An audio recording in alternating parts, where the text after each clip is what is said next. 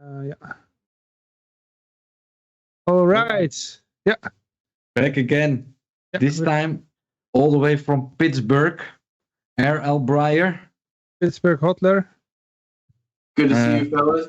Now, I don't want to start this episode with an insult, so please don't take me wrong. But you shared a picture of your Christmas, New Year celebration, and I thought to see that there might be some growing of the family going on there. Yeah, definitely going to expand by one here in a couple months now, actually.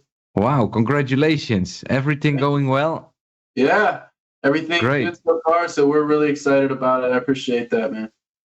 So this is just this date and doesn't mean anything now. It's in the process of something bigger. This day is always important, but in the professional life or outside of it, this will always be an important day for me. But yeah, nothing is more important than family for sure. So that's nice of you to bring that up, man. Thank you. Good to see that, man. And I'm glad that it all goes well and stuff. Your marriage was last year? Almost a year ago. So that's another milestone coming up here. The baby's actually due like right after our anniversary. So you're in like the next 70 days or something. All right. So it was a big year for you, many steps, but not on the blockchain side, but on a more personal level. Oh, both sides. But yeah, I've been staying very busy. Very busy. Nice. Great. Yeah. Well, what we've been doing with most guests is talk a little bit about how their previous year has been, some achievements or some big milestones, and giveaways. Giveaways. We're only going to give away this. Which coin should we load up? Because maybe in 1 hour time I can get a better price. I don't know. It looks like the market is starting off pretty solid today here in the U.S. So last year you recommended near, and I did manage to make a profit on that position. Nice. So it was good. And now what did you scoop it at? What did you get? It's never a recommendation, but always just educational. Of course. I said it wrong. We are not giving financial advice on the stream. No, absolutely not. No. What price did you get in though, Yoshi? Well, I bought it at that day, at that moment when you said it. So I bought it at it was like 86 in Satoshi price. I calculate Satoshi 86, but it went well over 100. And the lesson you learned is, because it's educational material, not financial. What's the lesson you learned? Well, the nice lesson is to see how near provides for a liquidity and a certain volatility. And I had this position of, back then Bitcoin was worth a lot less, but like 1 Bitcoin cent I put in, something like that, and just trade it. You have to trade it and take advantage of the market and just participate. I'm super bullish on the future, on near into this year. I think it's gonna. In a way, we spoke with Joel about the publication of hijacking Bitcoin, the book, which also works in advantage of near. Now I forgot how, because of scaling, and now because of. Account abstraction and chain abstraction and account integration and all that stuff. Yeah, I wanted to make a different point, but now that I think about hijacking Bitcoin, I lost my initial thought. So I'm sorry for that. No worries. But yeah, I think what just to talk about near real quick. I'm not shilling the chain or anything. I'm not part of that chain, other than owning a lot of near, a decent amount of near for me. I think what they're doing with AI and stuff super impressive, and I'm super bullish on near moving forward. I like their approach compared to other projects where they're working more towards cooperation through interoperability with other chains instead of trying to make some chain on an island or whatever, however you want to say it, isolate their chain from others. So I think that's a pretty exciting future. Yeah, good. And the wheel, I just brought up the wheel. So for the next, I think 45 minutes, you have a chance to add your name on the wheel. And then we're going to spin it and see who wins. Yeah, and what do we give away? Near again, or how do we get on the wheel here? On the Twitch. You have to go to Twitch. I'm not on Twitch. Okay. I could send it to you, but don't. I think it's gonna be about too near. Near is about $5 today. Okay. I don't know. It's my. It's $5.70, I think. $5.70. So it's gonna be like too near. I'm gonna give away $10 worth of prize. Okay. Just to maybe trigger somebody to look into what they are winning if they have never heard of it. Things like that. Yeah. So you have a chance to add something, just type something in the Twitch chat, like free Roger Ver, for example, or free Ross Albright, or and it helps. It looks like Ross might be getting out. Yeah, but was it last year or the year before that we did? We were gathering funds for Julian Assange. We have done that also. He's free now. He's free, so it helps. It works. Okay. Now, I'm thinking which way we should take this conversation in a way, because I asked you about a new book, but it's not there. Any planning of a new book? What is it that you are looking at the moment for to give you a direction, or to give our viewers a direction of which way you are looking at? Well, yeah, I still write every single week. I've been writing my newsletter for the last, I think it's 234 weeks now. That's available on my Patreon /RL Bryer. But if you want to read what I'm doing every week, I provide technical analysis on there every week and talk about the projects I'm investing in. I've been doing a lot of mostly investing over the last year, but I've advised a few projects, and I just joined a new project. Actually, this week I began. It's called Initverse. It's a low-code project, which is they actually have a pretty robust platform, their own L1. Mainnet hasn't launched yet, but they're working on their own L1, a decentralized cloud, and this software as a service, basically the ability to code up your own D-apps or dApps, however you want to say, decentralized applications. So something that I think is going to be super massive. I think Yoshi knows I was interested in another project. I think he might have actually bought some of that too, GraphLink Chain, another low code or no code project. So I think that's AI, and the future of AI is going to be absolutely massive in the crypto space. So that's where a lot of my attention has been going lately, is researching those type of projects, and now onboarded as a U.S. community member in that one. So development, BD, business development on that in the U.S. So I think that there's a lot of potential in all of these. One of the things that have kept us away from this space is, you see the comparisons to Web 2 and the internet, and how Bitcoin has at least pretty much kept up with the progress of the internet. Some people say we're ahead of where the internet was as far as like users, but I saw that graph. Yeah, a lot of it's circulated on the internet a lot, and X and stuff. But I think the future. I actually did a Twitter space about it this morning. We talked about it this morning on Initverse on X. We held a Twitter space and we talked about it with our community. Like, one of the things I was talking about is how the future is. I think the future is coming where a lot of like things we thought might happen 3 or 4 years ago are kind of the barrier is being broken down. So you're going to see like more, I think, applications, decentralized applications over the next 3 to 5 years be developed that, maybe like our parents or grandparents, depending on how old you are, might actually be able to, dabble in blockchain technology without, needing to know so much about the jargon or the private keys or the public key or just all of the different things you have to, how to download a wallet.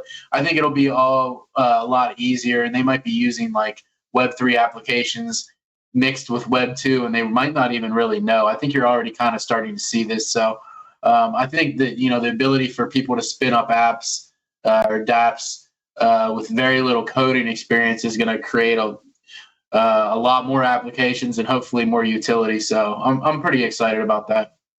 Did you hear that story, which, or I should maybe say different, do you ever watch the Corbett Report?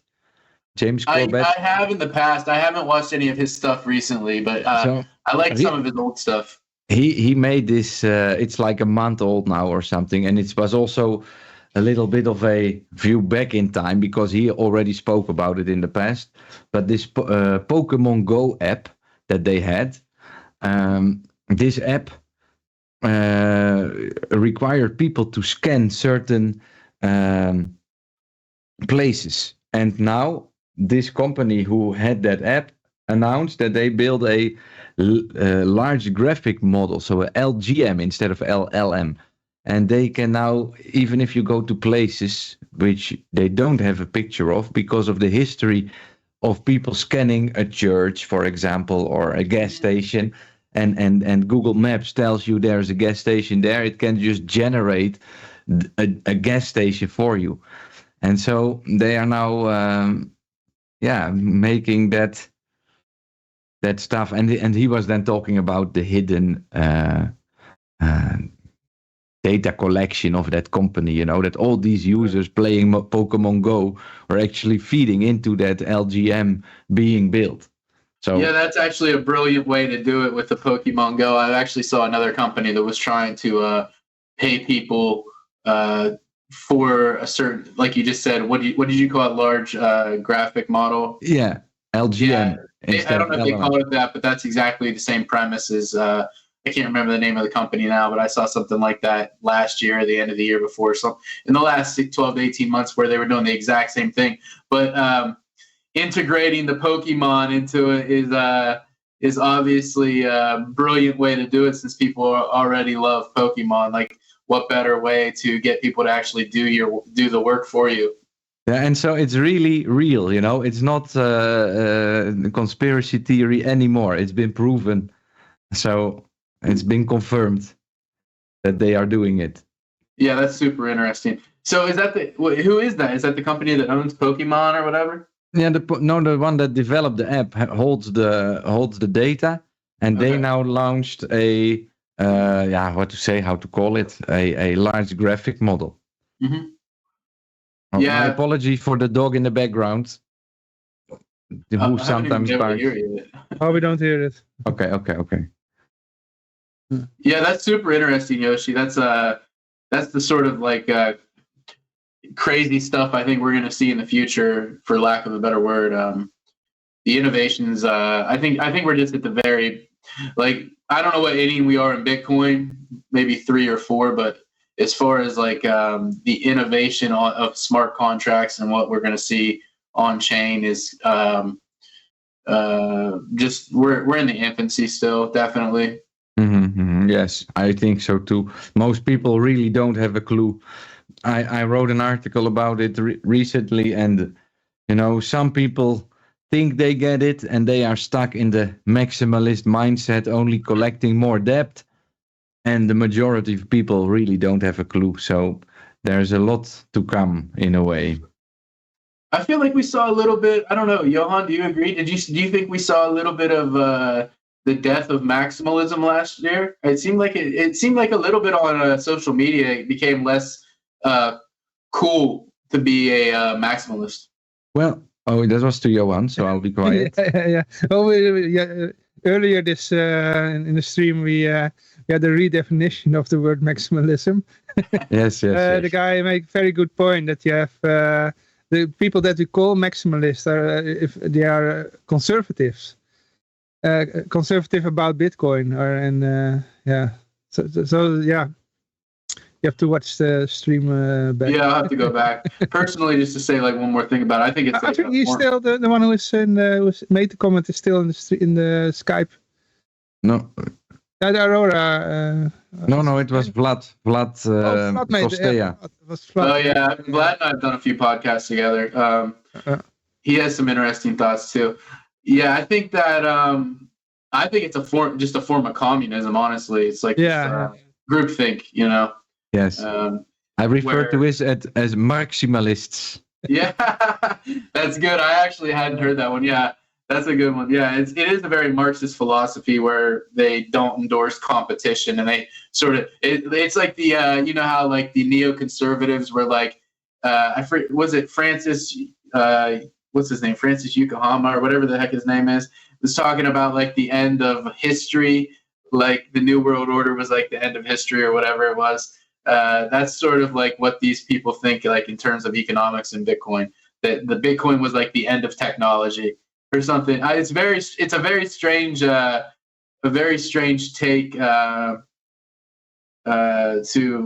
believe that technology just ends one day, or that there's never going to be a more crypto that provides more utility. Like, I think Bitcoin's awesome as a store of value, something to speculate on. I still use it as base layer money. Like, it still functions as money just fine because the majority of people don't use it as money now. So, I mean, if you don't mind sending it, I think $1 or $2 to send a transaction isn't great, but it does function as money. If you're sending a large amount of money, I don't think that's like a bad settlement, especially like if you're sending money, say you're sending money overseas to a family member or something, as an immigrant, it's still way better than Western Union or somebody like that might charge you.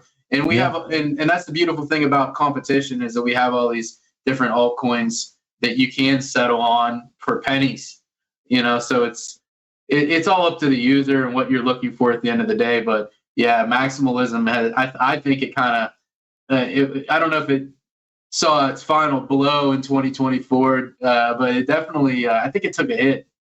But then I think it kind of depends on Trump's his implementation of what's the right word? The strategic Bitcoin reserve.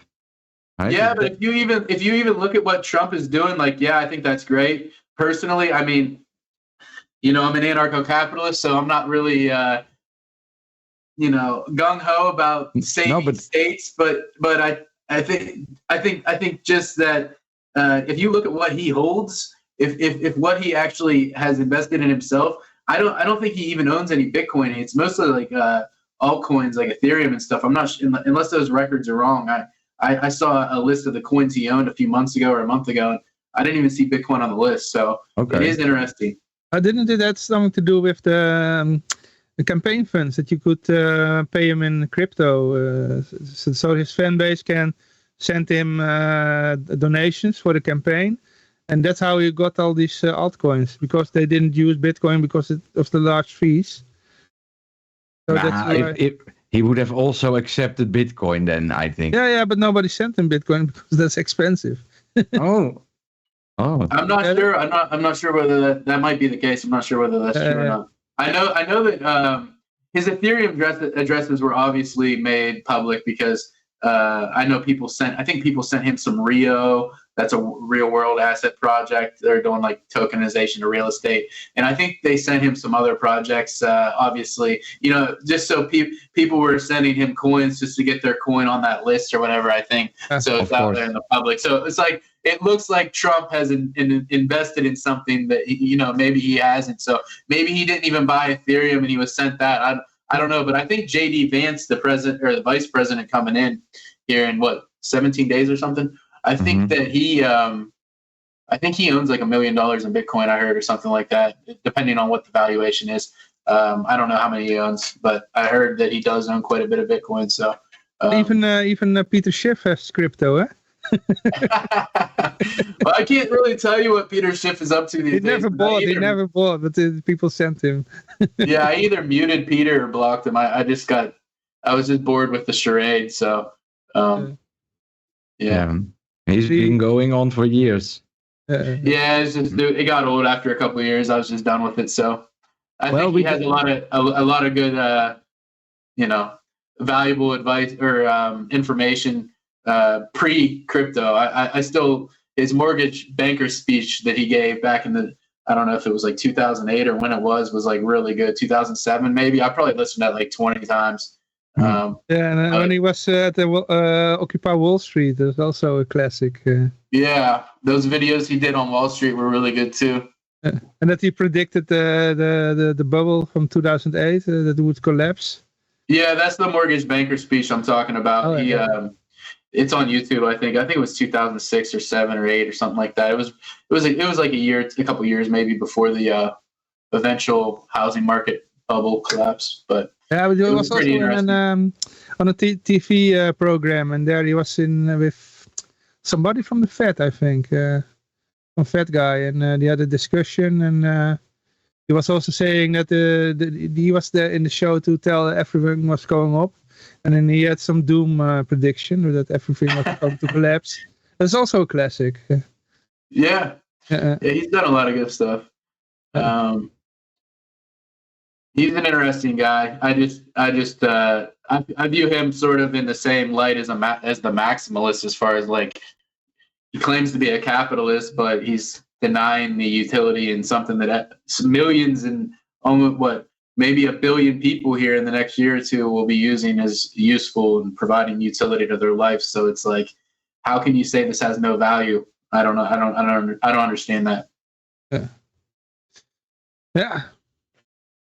Yeah, well, but maybe that's because you refer to the maximalism being dead. And I think the book of Hijacking Bitcoin exposed a bit the lack of technical ability for Bitcoin to really be that one coin to service the entire planet, just because of how it has been hijacked and how people, it's all about buying time in a way. The CBDCs are coming. They are not ready yet. So we need to buy more time and delay this project. And well, that's maybe also why the maximalism mindset died out a little bit, because it got exposed more in a way last year. Yeah, I didn't actually get to read Roger's book yet. I'm like very eager to read it, believe it or not, considering I haven't read it yet. I'm huge Roger Ver supporter, so I'm definitely going to read the book. I just haven't had an opportunity yet. Some of the people in my group that I have, my Patreon group, we talk every day in Telegram, and 1 or 2 of them read it, I think, and they said it was excellent. So I believe it's a free download. It's available for free download, so you don't really need to buy it. You can just download it and start reading. Yeah, so on Amazon, right? Amazon Prime or something? I'm not sure. I will check it for you. I will send you a link to a download. I didn't read the whole book. I just asked ChatGPT to make a short, how you call it? Summary. Tell me in summary about what's it all about and all the important stuff. So that way I read the book. Yeah, I read it. I didn't get a chance to read it, but I watched a few of the new interviews he did around the time that it was released. So those were enlightening. I think actually one of them might have been with Joel. I can't remember. I think so. Yeah. Joel has interviewed him also. And Vlad, who was on today, also had an interview with him.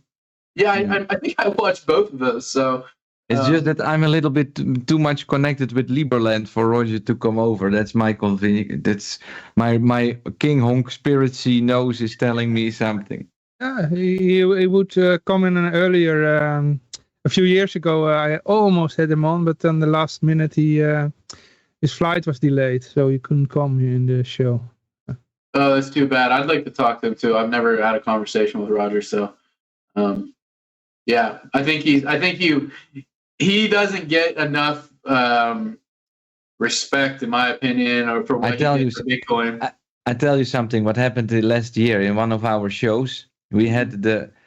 Sorry, I have to mention it again, Johan, but I have to.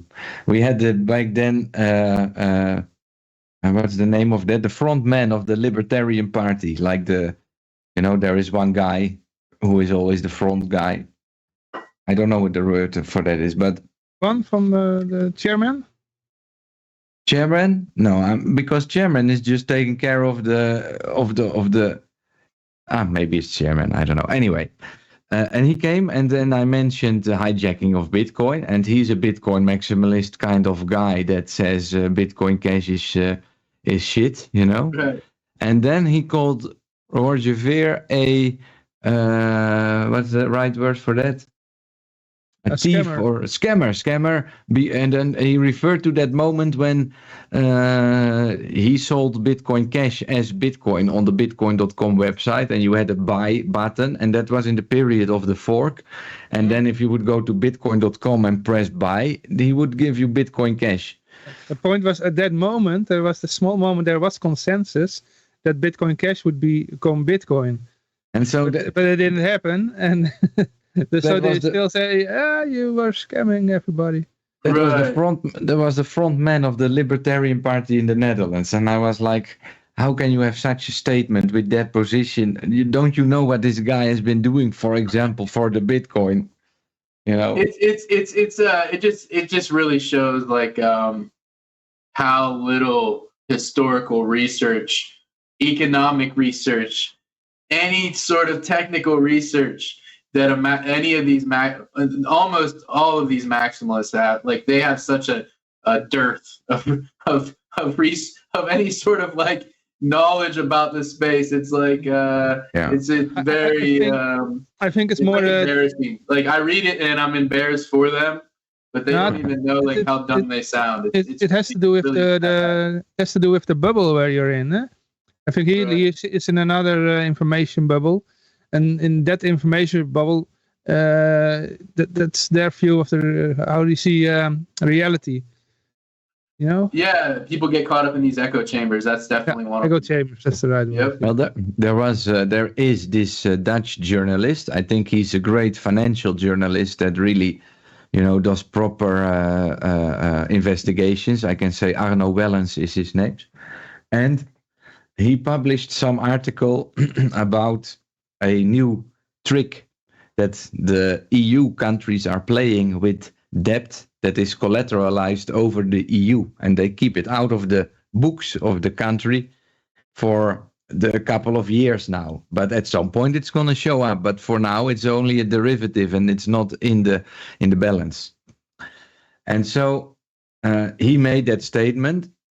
I believe 600,000 people, it was a big fuss because they didn't believe him, blah, blah, blah.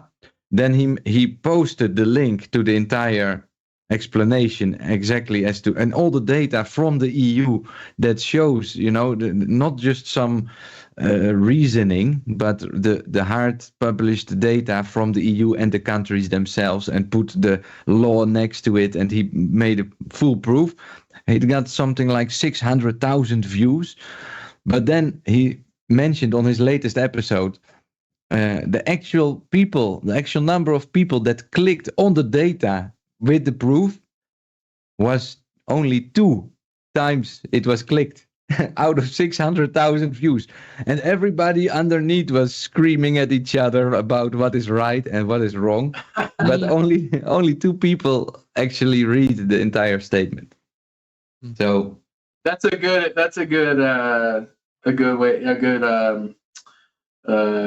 case to look at, something like that. Yeah, I can't. This was last Wednesday published, so he came out with that last Wednesday. It was kind of funny to me. Yeah, that's just how it is. Like, people just look at, like, often the majority, it sounds like 99.9% in that case, will look at like what one thought leader says, and then that's their default opinion or point of view on a subject. And it often in maximalism and crypto, it's like the loudest people are the one, like the people. Sometimes they're like it's like, not sometimes, the majority of the time, it's like the loudest, most arrogant, pompous people get the biggest following and like somehow become the thought leader. So but I do think even Michael Saylor had to walk back his maximalism because he was very anti altcoins, and then just like the day before or something like that, they started talking. What was it? The day before the Ethereum ETF or something like that, he was still talking about how there wasn't going to be an ETH ETF, and then he had to like walk it back big time because it made him look like a fool.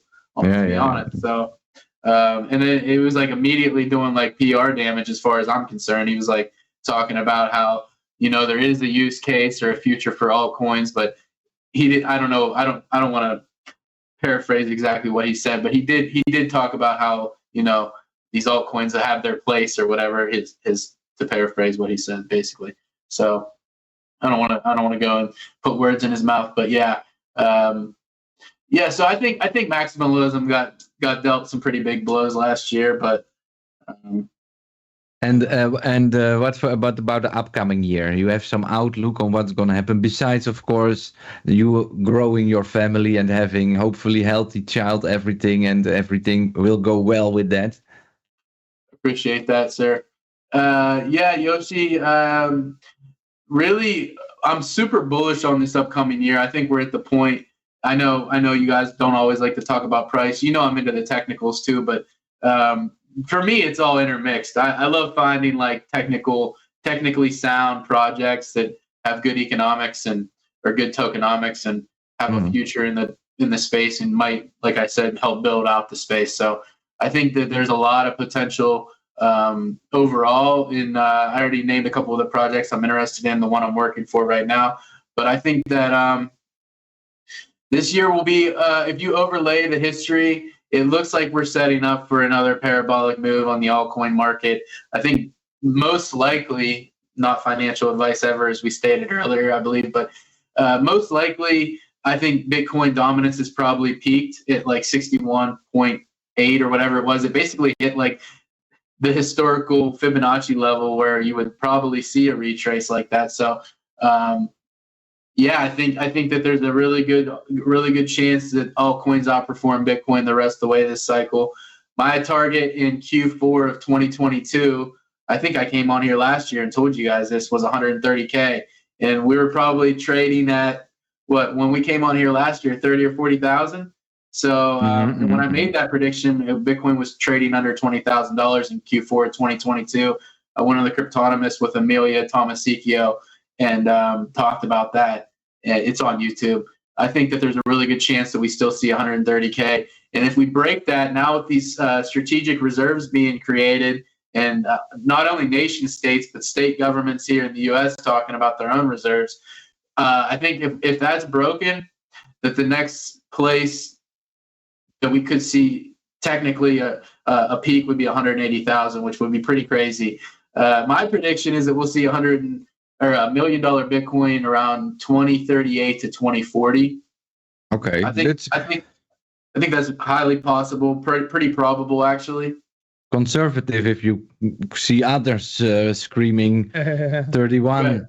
And for this cycle, some even for this cycle, my theory was, I posited a theory.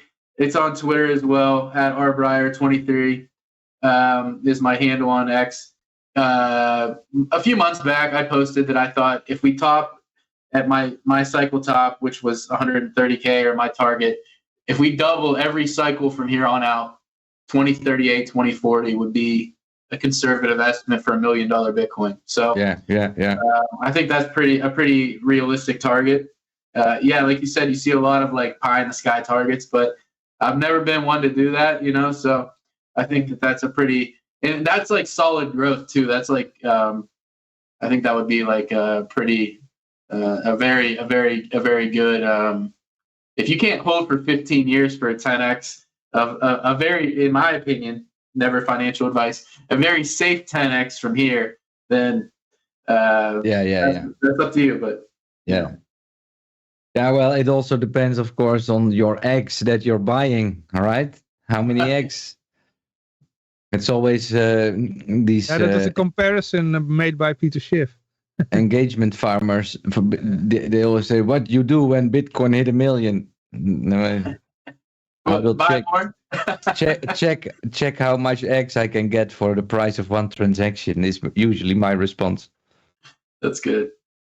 So I don't know. I thought you were the Peter Schiff comparison, like the guy who's buying all the eggs and at the end he wants to sell, but he can't sell them. Because he's the Eggman. That was this morning with Vlad, I think. Vlad made that comment. I think that if Trump doesn't get shot, then on the 20th of April, I think we will see the real start of the bull market. And that's when the prices start to move, because they obviously try to sell it with a narrative, or somebody needs to, somehow there needs to be an excuse for Bitcoin to be able to go up. And apparently it has to do something with Trump, for the media at least. And this, because on the day of the election results, everybody blamed the Bitcoin price on Trump. And people are following that, Right. Especially because of the strategic reserve talk, in a way. If he really does that, that's a complete game changer, just like the ETFs have been, in a way, a game changer, because of the different tranches of money that are available for the Bitcoin market. And so I think 20 January, you can go in hibernation for 2 more weeks. Don't worry, you are missing nothing. I want to say we have the raffle wheel. So yeah. Hey, what coin are we going to give away this wheel? I thought it was near, but... Near? Are we giving away near? It's okay. I don't have to buy them. I still got near. Yeah, as he spins the wheel, I think that it's important to also.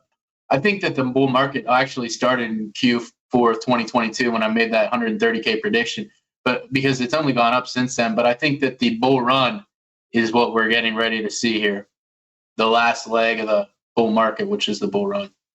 Yeah. And then the blow off top. Can you say one about that? Because 130,000 was more like a selling level, if I understand correct. But the blow off top of the bull run. That's all. That target is my blow off top target. That is the blow off top. Yeah. Okay. At least for me, like I said, I think.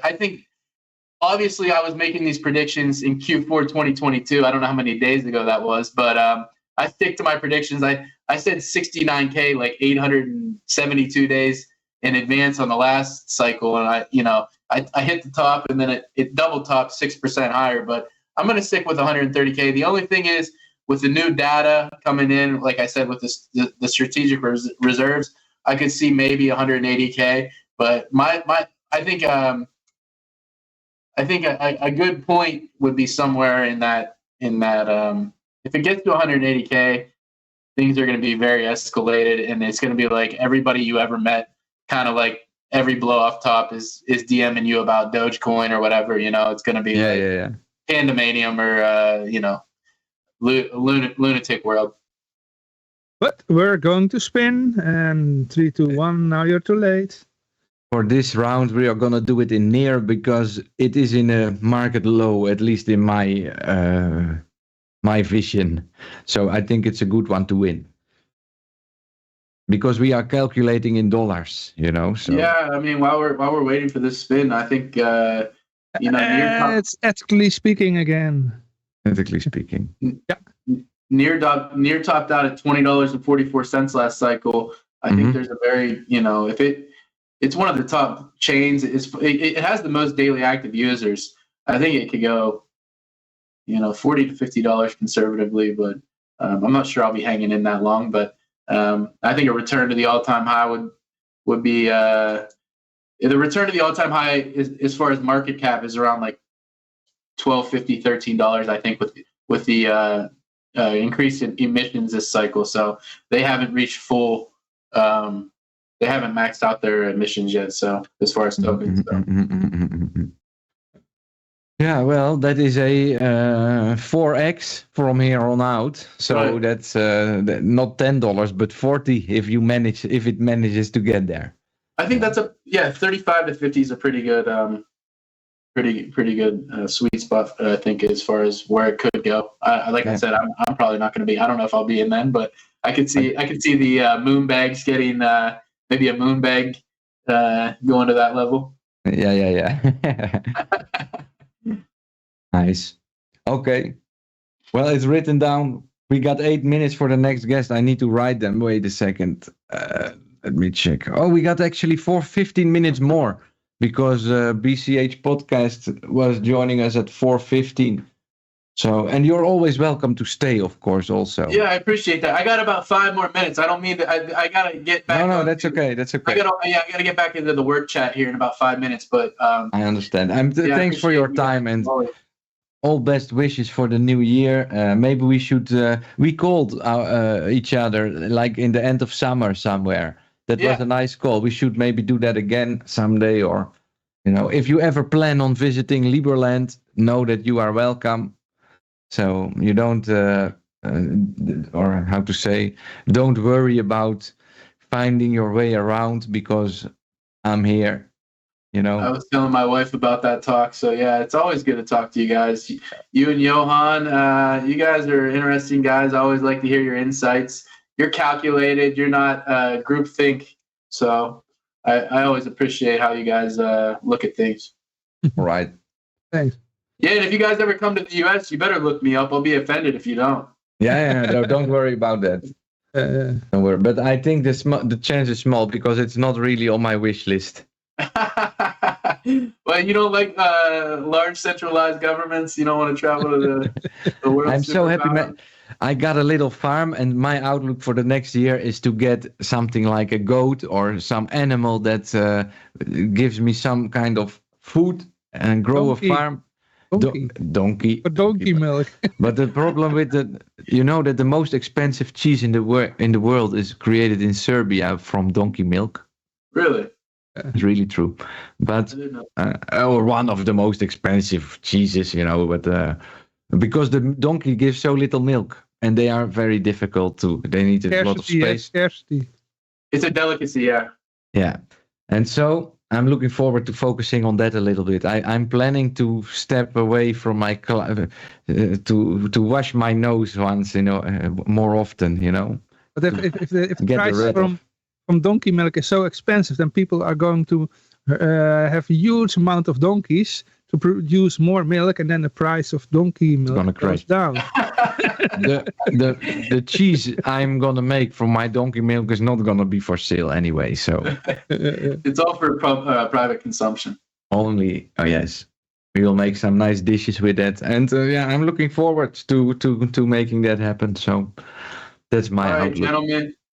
I wish you nothing but blessings this year, financially and from a family perspective as well, and everything else. So I hope you guys have a great year. As always, I hope I'm invited back next year.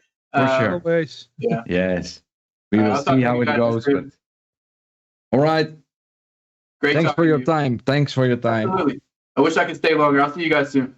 All right. Right. All right. So now we got the next guest is Bitcoin Cash TV. Yes, but he has a 15 minute. Let's see.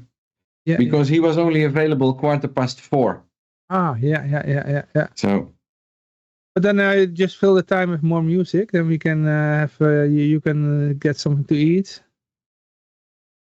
Something to eat. I eat when we are finished, Johan. Okay. No.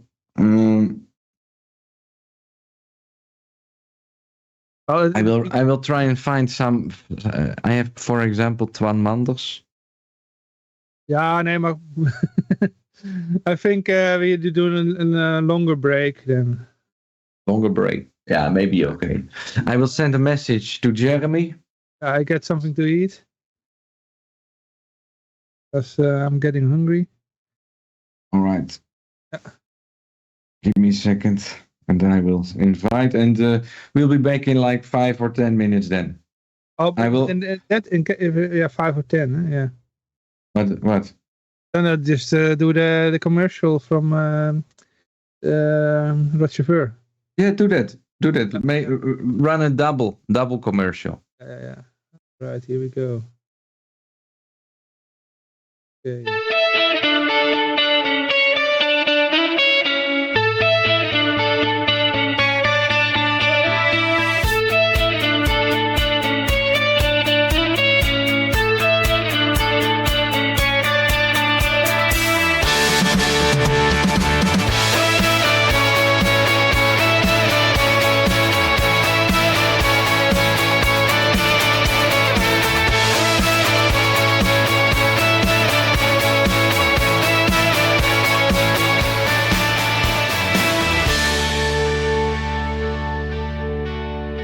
man with a vision, a spark in his eye. They caged his ideals, let the truth die. In the name of order, they tore it apart. Now freedom lies bleeding, a hole in its heart. Whispered lies through the corridors creep, while the dreamers of liberty weep. Oh, sign your name, Free Raja now. Don't let the fire flicker out somehow with Free Raga now. Or raise your voice, take a vow for justice, for truth, Free Raja now.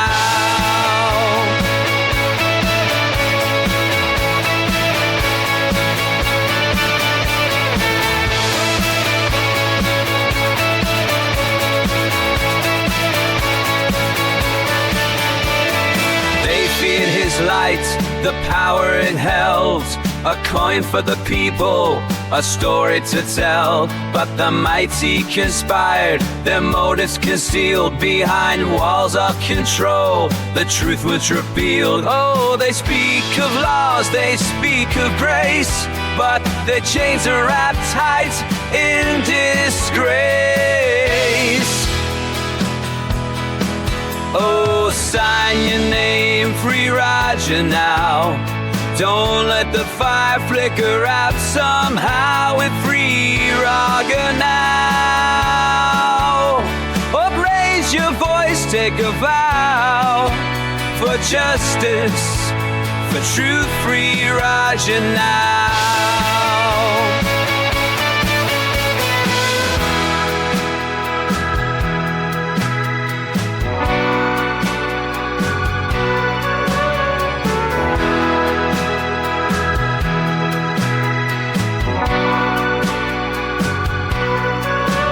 In the gray of their towers, the cries are unheard, but a movement is growing in every word. For a dream that was hijacked, for a fight to be won, the battle for freedom has only begun.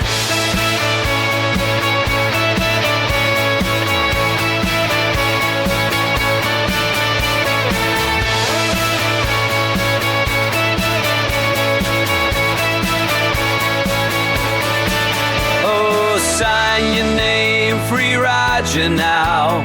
Don't let the fire flicker out somehow with Free Raga now. Or raise your voice, take a vow for justice, for truth, Free Raja now. And when the chains are broken and liberty stands, we'll remember the dream he held in his hands. A man with a vision, a spark in his eye. Free Raja now, let the fire never die.